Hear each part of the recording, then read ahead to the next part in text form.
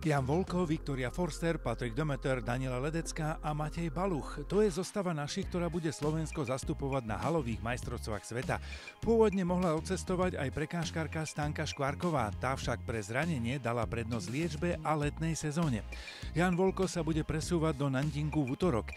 Ten je jeden z dvojice, ktorá sa predstavila aj na halových majstrovstvách Európy v Apeldoorne.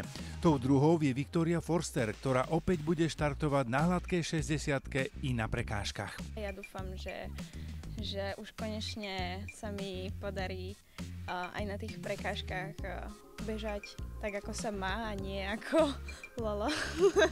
A teda, že snáď tá 8-sekundová hranica by sa mohla prelomiť, ale idem tam s takým nastavením, ako som išla na univerziádu, a budem dúfať, že to dobre dopadne. Vicky je spokojná, že s ňou cestuje aj jej dlhoročná kamarátka a kolegyňa z týmu trénerky Adlerovej, prekážkarka Danka Ledecká, ktorá sa predstaví na hladkej 400-ke. Od majstrovstiev Slovenska už ubehol mesiac a vlastne odtedy som už nemala žiadne preteky a ťažko povedať, že ako pôjdem, ale ja verím, že okolo osobáku, a dúfam, že aj lepšie, že s tým by som bola spokojná.